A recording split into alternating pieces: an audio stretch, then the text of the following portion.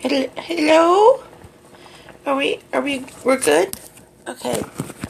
Let's get the camera on the stove here. Hi, everybody. It's Cubbie. And, we are here in the kitchen tonight because Cubbie has decided, to have a cooking show. Yay! So I could be just like, I could be just like Alton Brown, because I love Alton Brown. But, so, Rebecca said that I had to learn how to cook before I could have a cooking show, which I guess makes sense. So, I'm going to teach you, what I know how to make, which is, right now is mac and cheese. Rebecca taught me how to make that, because we've been trying to learn how to cook, because Rebecca's a really good cook, but I have not known how to cook before this. So we're making mac and cheese, and it is very healthy. You wouldn't think so, but it is. Look at the ingredients there. It's okay, it's fuzzy, so you can't read. But it says macaroni, cheddar cheese, whey, buttermilk, and salt. So I can pronounce all of those. So that's practically like health food, you know. So it's. I think it's pretty good for you. It's good for your soul, right? And that's what's important. So we have the pasta is cooking. I got it started because I learned that you have to get things prepared when you do a cooking show. And we're going to just grab the spoon and give it a little stir, because stirring is important. So this is the very most important thing. And if you take one thing away from my show tonight, I hope it is that you should boil the water to cook your mac and cheese. Because, as it turns out, it takes a very, very long time to make mac and cheese if you use cold water. So, don't do that. Just turn the stove on.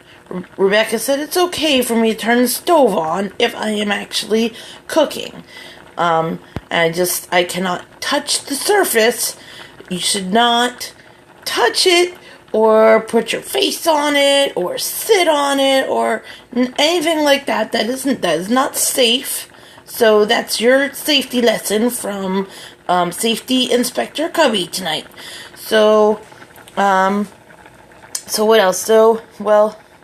I guess we're kind of just hanging out waiting for this to finish boiling.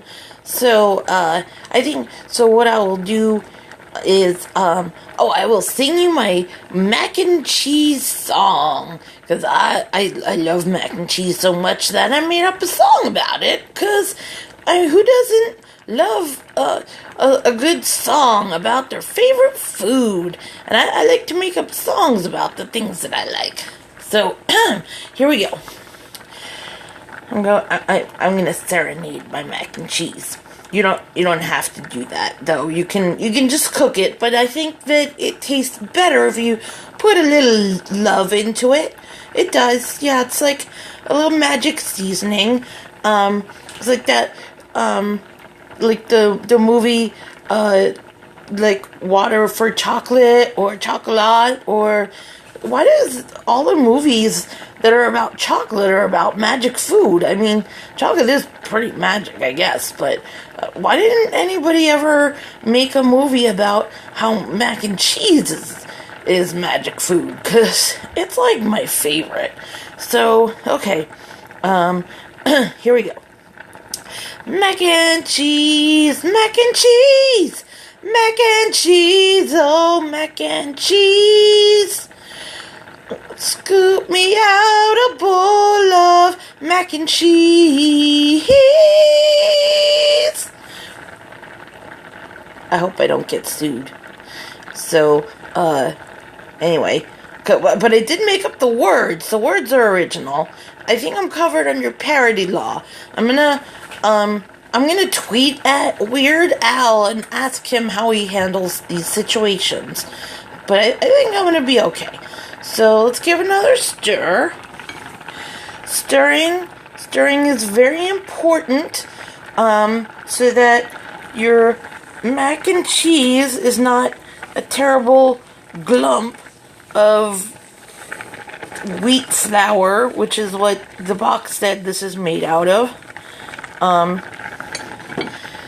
Oh, and also, just be careful because it says allergens contains milk and wheat, which seems obvious to me, but I guess it's not obvious to everybody. And it turns out I am not allergic to either of those things, so that's good. But if you are, you should not eat mac and cheese. I would hope that I didn't have to tell you that, but sometimes people are just like, oh, I didn't know that pasta with cheese sauce has dairy and gluten in it. Like, I'm shocked to find there is gambling in this establishment. I mean, just use some common sense. That's all I'm saying. That's all. So, we're counting down now. It's pretty exciting. It is almost done. And, oh my god, I am so hungry. You have no idea. It's like 10 o'clock or something like that here. And, I've not eaten in a very long time. And I know I should probably eat at an earlier hour. But I was doing things. And I was keeping busy. So, time just gets away from you. Oh, I remember the other thing I wanted to tell you. So, yes, so this is mac and cheese, but in case you were watching my scoop from the other day, it is not the kind of cheese that I was talking about there. Oh, here goes our timer. Yes, there is no maggots in this cheese, like the cheese I was telling you about the other day. That is disgusting. So... yeah, this is good cheese. It's cheddar. And so I'm going to ask you, hold on just a minute. We'll be right back. I just have to drain the pasta, and I need Rebecca's help with that because I'm a little small. Hang on. Mac and cheese, mac and cheese, mac and cheese, oh mac and cheese. It is almost ready. Mac and cheese. Mac and cheese. Mac and cheese. Mac and cheese. Mac and cheese.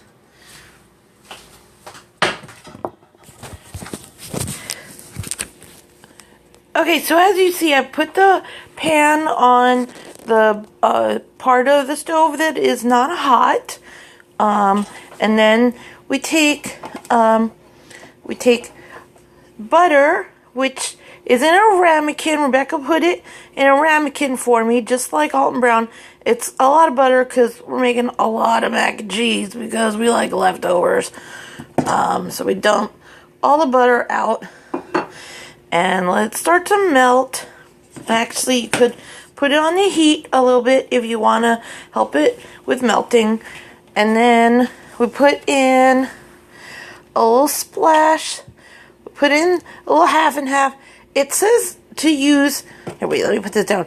It says to use milk, but we don't have whole milk in the house because Sean only drinks fat-free milk, and Rebecca doesn't drink milk at all. And Rebecca says that fat-free milk is what milk would pee if milk peed. So we are using half and half because Rebecca says that is better. And you just use a splash. That's how Rebecca measures everything, is a splash or a dash or whatever. And, yeah, so I don't know that this is really accurate because the box says something different, but we're adding a little splash. Just a little. Not too much because it should be sticky, not like all watery and gross. And move the pot back. And now is the most important part. And I am so excited because we are about to make some cheese! We empty the envelope into the pot. Now, you might be taking notes. That's okay. I had to take notes too. But I want to tell you that it says all of this on the box. So if you didn't get it, you could get a box of mac and cheese and it will have the instructions. And you can always rewatch this scope if you need to. I'm just telling you. So don't feel intimidated. You should feel like you are able to cook too. So we have one more envelope. Because like I said, we're making a buttload. We're making a buttload of mac and cheese because did you know that buttload is like a thing? That like they measured, it was actually wine. They measured it as a butt in like olden days. And I don't know why they don't do that anymore, because that's pretty awesome. That there's such a thing as a buttload. That is a real measurement. It is, and it has both an imperial and a metric measurement. So you can have an imperial buttload or a metric buttload. And both of those things are completely valid. And I forget how much it is because I have to look it up because I don't remember. But that is totally true. I'm not lying. I saw it on a meme on Facebook, so it must be true. Okay, so we get a spoon and mix up your sauce. Just stir in a circular motion. This is, I know it seems challenging, but I believe in you. I think that you can do this. I learned how, and now I am teaching you, and this is how we pass on knowledge throughout society. So we are stirring, and the butter is all melty, and the milk is helping to make cheese. We're making sauce. Oh my God, it is turning into sauce. And my mouth is watering already because this is going to be so good. And it looks like maybe we need just a little bit more, half and half. Just a splash. And we're mixing. Oh my God, this is going to be so good. This is going to be, oh my God, oh crap. I'm covered in cheese. All right. You know what? That seems to me like a sign. So I'm just going to cut this short because I have to go get cleaned up now. So the point is, once you finish stirring this and it looks pretty creamy and delicious, and it's ready to go, then you just put the pasta in it, okay? The pasta is cooked. It's in a strainer. Hopefully you strained it, because the other thing I learned is that you cannot put pasta that is still in the water into the cheese sauce and expect all the water to evaporate. That does not happen. I learned that the hard way. So we wasted a few boxes of mac and cheese. Anyway, I gotta go get cleaned up. So just put the pasta in the mac and cheese, read the box. If you're confused, watch this scope.